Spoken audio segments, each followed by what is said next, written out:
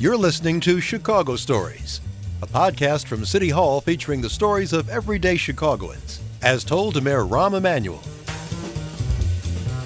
This is Chicago Stories. We're joined and blessed by Cardinal Cupich, who's now our favorite son in Chicago. Welcome.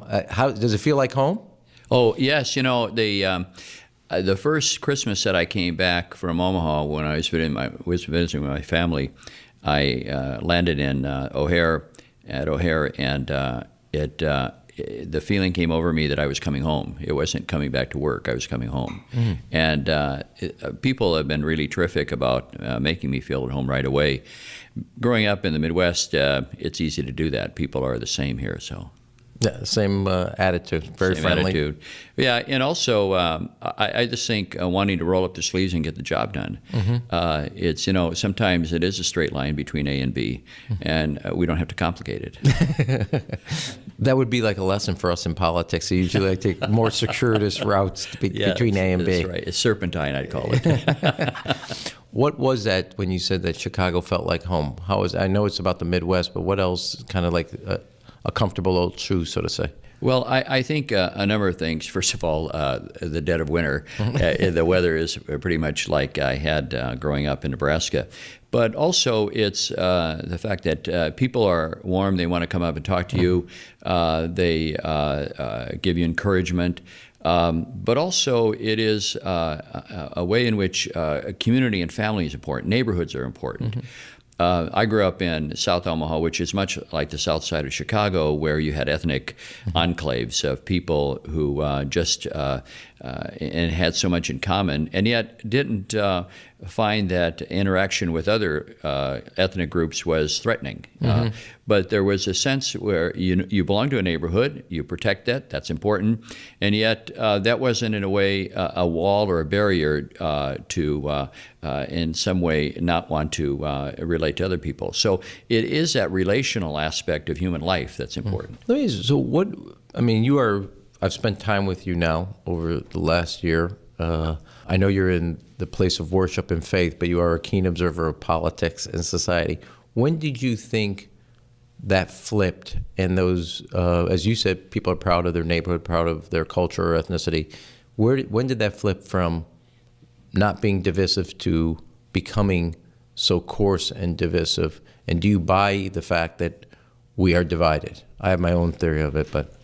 Yes, it's interesting. Cardinal Bernardine, one of my predecessors, a number of years ago, argued for a consistent ethic of life, in which he said that all of the issues that we care about in life are connected.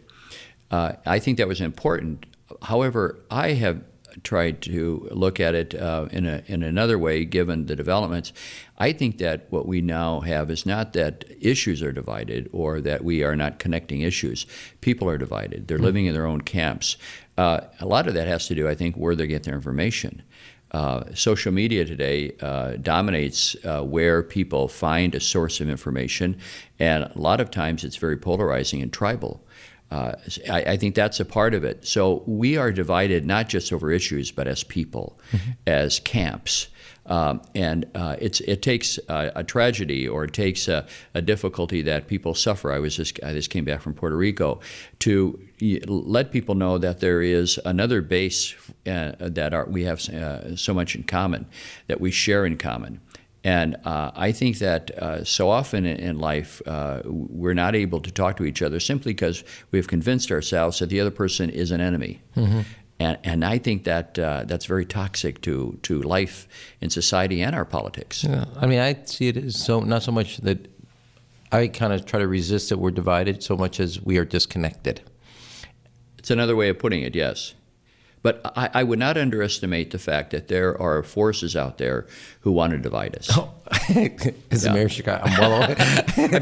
actively benefiting from it because they can raise money, they can gain political power or whatever. So I think there are forces there who have a self-interest and division. Yeah. Cardinal, then let me ask you. So while respecting the separation of church and state, how does the church, your voice, go beyond Catholics I think I observe it, and I'm in awe of it, to actually, as you say, find those threads of connection and commonality rather than allow the politics of and the voices of division and divisiveness become dominant. I think we all have to look at our lives as a grouping of concentric circles. We all live in different areas of our life. We have our faith, we have our family, we have living in society, we have business and all the rest of it. There are various circles that we live in, and yet there is a moment in which they come together. There's a point in which those circles intersect at one point, not for the whole, but at least for a part. That's how I try to live my life. I look at how I live in all of the circles there and share in common with other people things that are important, the safety in society, working with the police, helping victims, the immigrants, and so on, because we all share common interests in those things. It doesn't mean that we have to accept everything about each other in terms of life, but the things that we can agree on, we should work to forge a unity, and that's what I try to do. Do you think, let me ask you, what was the moment you decided personally that you were going to go into the church for not just be a parishioner, but actually preach? A leader, huh? Yeah. A leader. I think the responsibilities that come with that. Right. When I was in high school, I was a student council president of a school of 1,200 kids. So leadership came almost kind of naturally. Did you win to the election Chicago way, or just no? I ran against one of the captains of the football team. Really? Yes. And you won. And I won. And can we get a recount, or does that hold? But I won it on, I think, on a little bit of humor. It was in the '60s when a new kind of fad came called food fights in the cafeteria. In a good Catholic school, food fights. You can imagine. So the big topic of discussion during the election was, what are you going to do about the cafeteria? We were asked about that, and so the football player got up and said, well, I'm going to bring the football team, and we're going to knock heads, and we're going to, law and order. And so they asked me, what are you going to do? And I said, well, I'm going to leave it right where it is. And the place started laughing. So I think I won it on a point of humor. But I was looking at law school when I was in high school. I got a scholarship to go to university. And but then I was asked, why don't you think about bringing your leadership to the church? And I said, well, I'm not ready to sign on the dotted line. And they said, well, give it a try, study philosophy and see if that works. And philosophy, of course, was a good way to get into law school if I wanted. So I graduated from the University of St. Thomas and St. Paul. And then it came to a point, what are you going to do in terms of graduate school? And I was asked to go to Rome to study. That seemed to be the right fit for me. And so it was just a matter of saying, this seems right. I think I can do this, and I think I can do it well. It wasn't a moment of like epiphany much as it felt right. No voice of God out of the clouds or anything like that. I think it was kind of like when a person falls in love with someone, you're not 100%, you don't have scientific knowledge, you have moral knowledge that this is the right thing to do, and that it seems like a good fit, and that's the way it was for me. Have you seen any difference between, you've been in South Dakota, Seattle, or Washington State, now Chicago, and you're also responsible for a place of worship in Rome. Right. Have you seen, what have you, from beginning to the moment now being a cardinal and the first elevation by the Pope? I got to be honest, in the last year I've learned a lot about the Catholic Church. Yeah, well, good. Well, I'm hoping to get an A on my paper. we're almost going to have to send you envelopes. One more visit at the Holy Name, and I may have to. But from where you started to where you are today as a cardinal, what was some of the evolution in your understanding, not just of the Catholic Church, but of your responsibilities? Well, of course, I started off as a parish priest and as an assistant in a very good assignment. But then early on, just 4 or 5 years ordained, I was asked to join the staff of the Vatican Embassy in Washington. And so I was there for most of the 80s. And so I got immediately, in a very young age, a universal understanding of what the church is doing nationally and internationally. And I worked for a really good man, in fact, who was responsible for established diplomatic relations between the Holy See and the White House. In 1984, that happened. So I was really blessed to have that opportunity.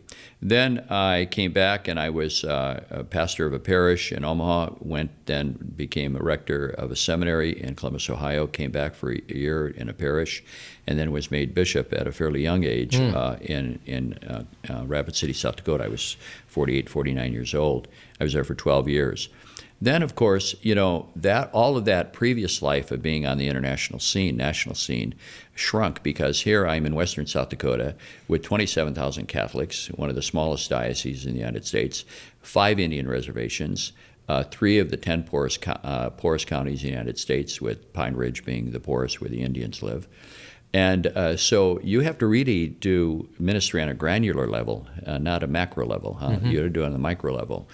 And that really taught me a lot about making sure that you don't live in a bubble, that you don't take for granted your ideas as reality.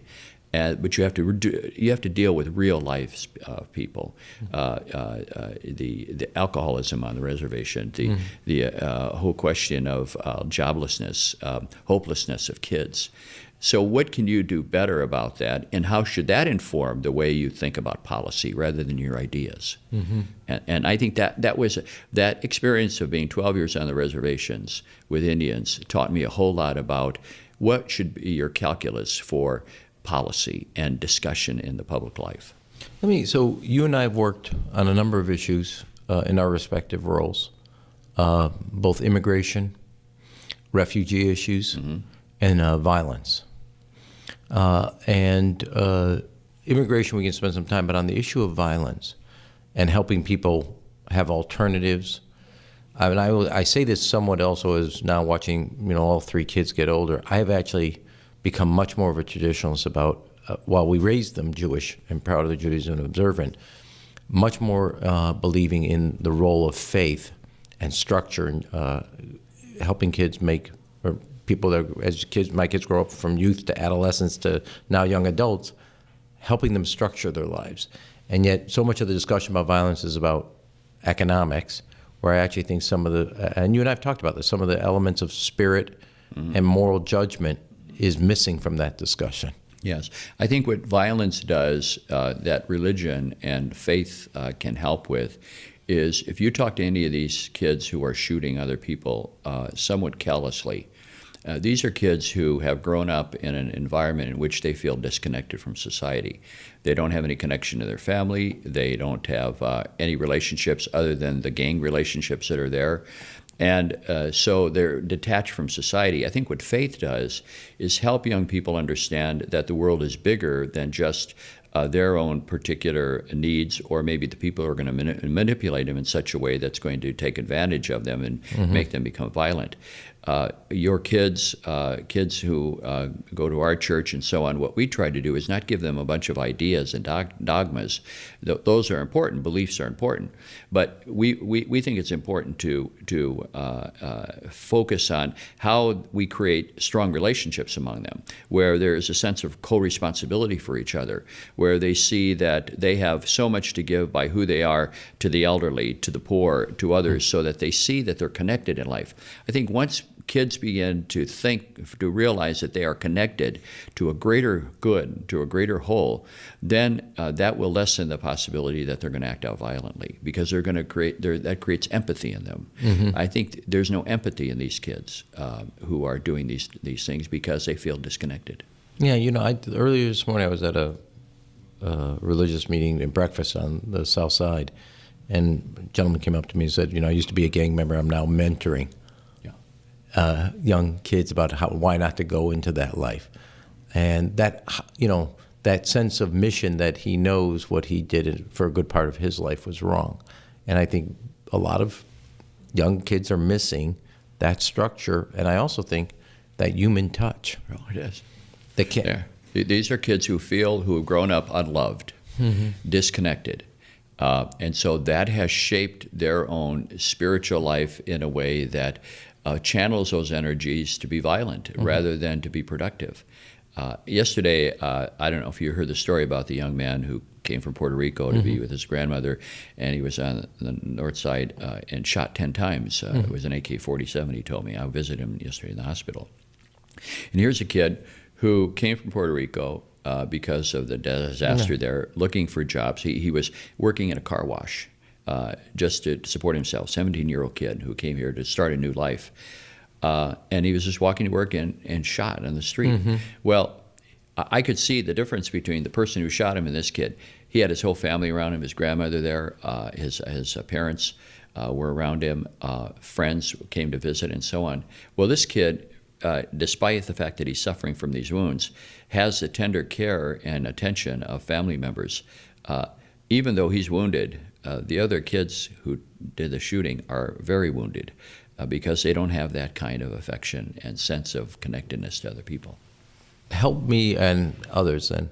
You have a passion for the victim as much, you have for the shooter as much as for the victim. Yeah, I think we have to. Why? Because I think that Not that no kid is born to hate, to be prejudiced, to be violent. It has to do with how their opportunities. I grew up in a family, and I'm ever grateful. My parents were not wealthy. My dad was a postal carrier. He had a retired 48 because he had Parkinson's disease. We all had to work, but we had a loving family.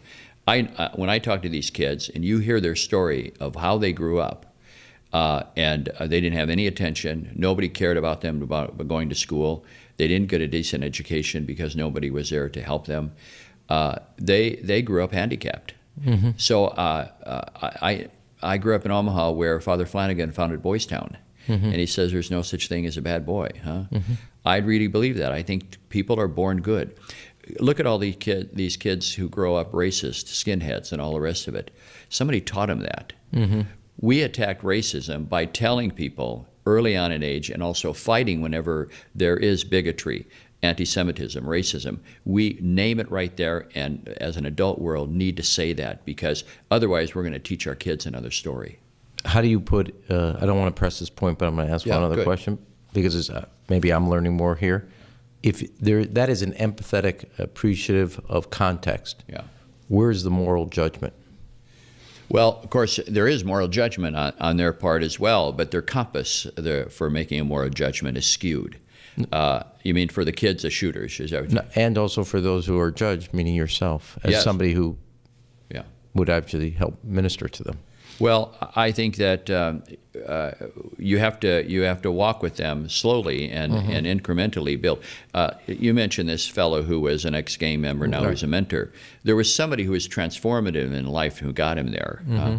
I was talking to, I don't know if you saw, Mark Wahlberg talked to a bunch of kids that we had for a youth rally, and he told the story of how when he was 13 years old, he quit school, 16, he was in jail. But it was a priest who came and visited him almost daily that he struck up a relationship who helped turn him around. Well, I think if we get these kids early on, that's why I like these organizations, Be a Man, Big Brothers, all the rest of it. They're filling in the gap where these kids have been disenfranchised from those kinds of relationships that every kid should have. 100% agree with you. That I've seen too many young men yearning for a caring adult in their life, and many times, whether it's a father, but a male role model and male compassion. That I look at my relationship with my father, my brother's relationship, and my mother, and then the same thing with my son, and that is too often missing from these young men's lives. Tell you a story. I go to Cook County jail occasionally, and early on, one of the chaplains told me that on Mother's Day, the workers put out cards, Mother's Day cards for the kids to take, and they're all gone.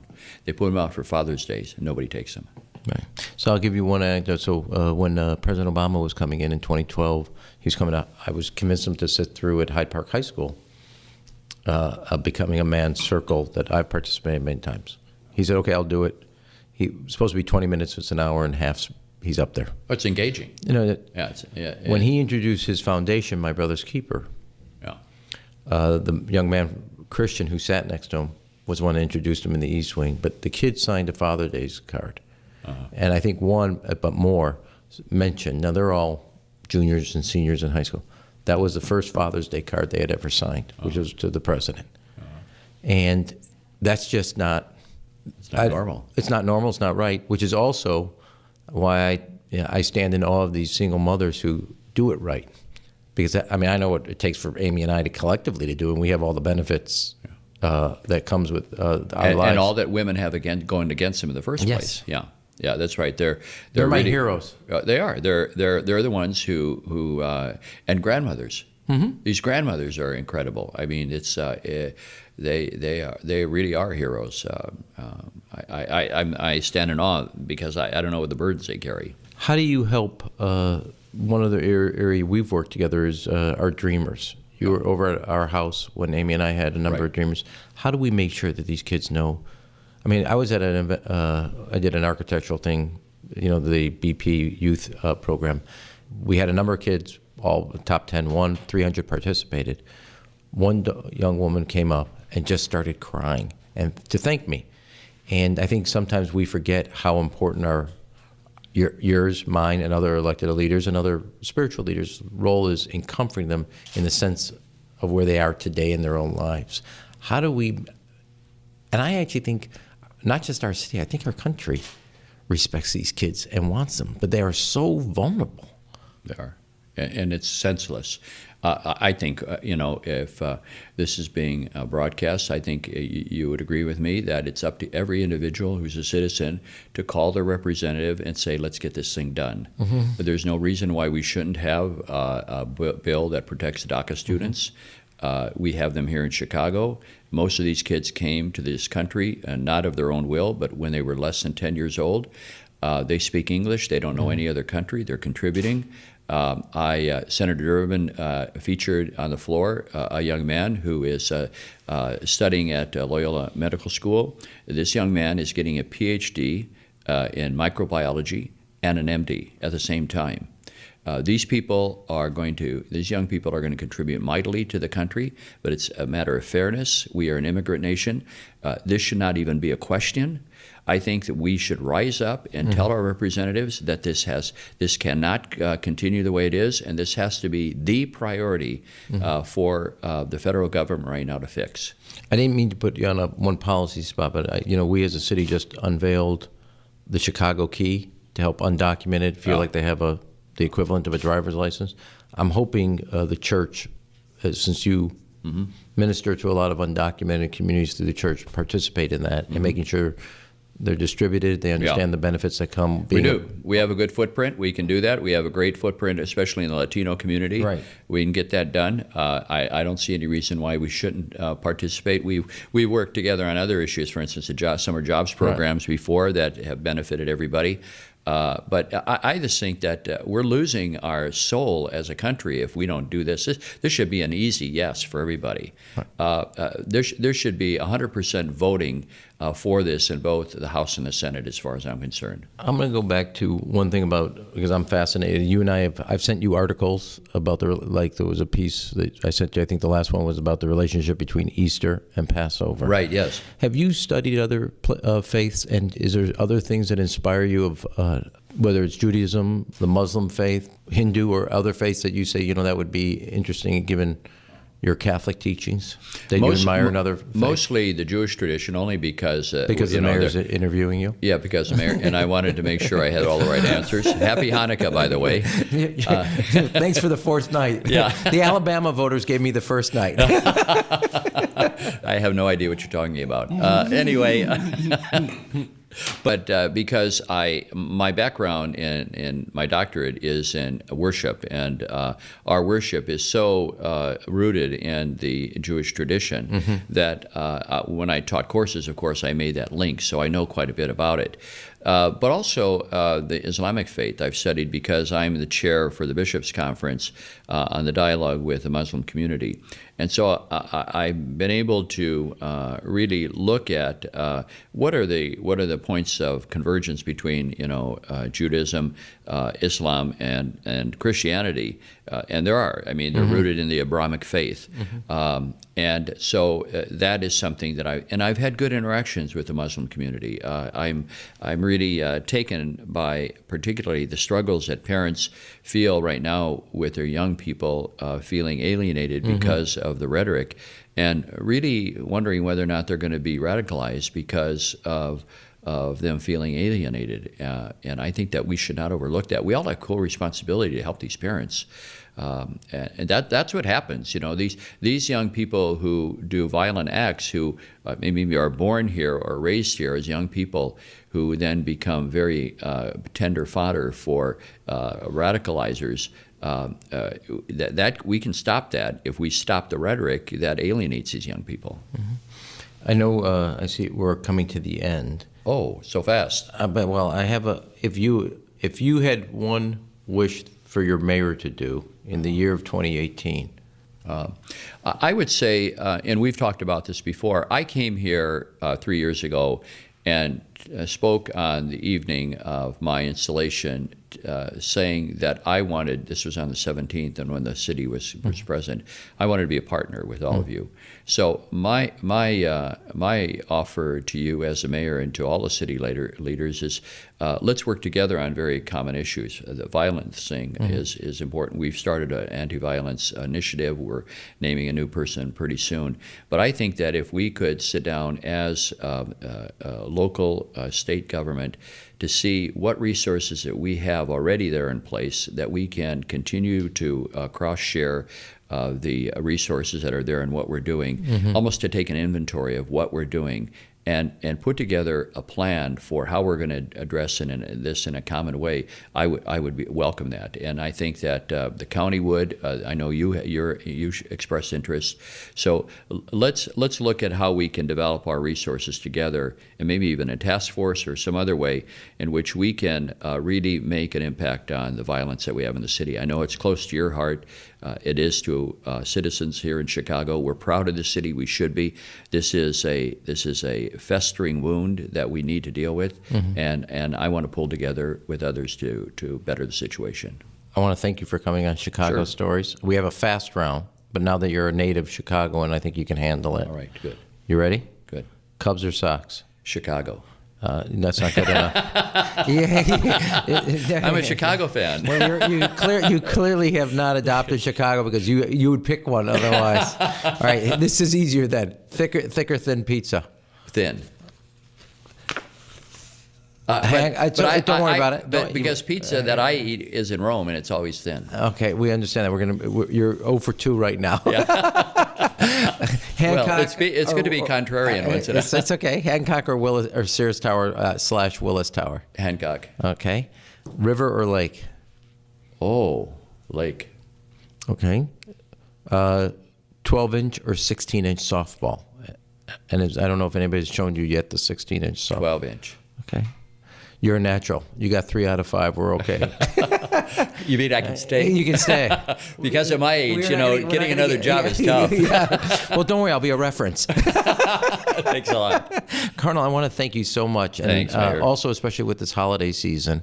Yes. And thank you for taking the time. I know there's a lot of responsibilities. Well, let's just encourage all of our citizens in this wonderful season that we have of light and love to be good to those who are suffering the most. Maybe visit a hospital, give to a charity that feeds the poor, volunteer in some way.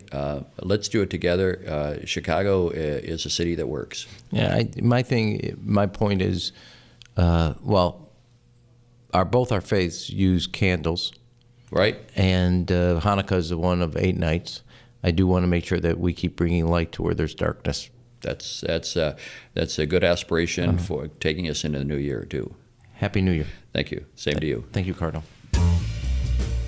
You're listening to Chicago Stories with Mayor Rahm Emanuel. You can subscribe and leave a review on Apple Podcasts and tweet your guest ideas using #ShyStories. Thanks for listening.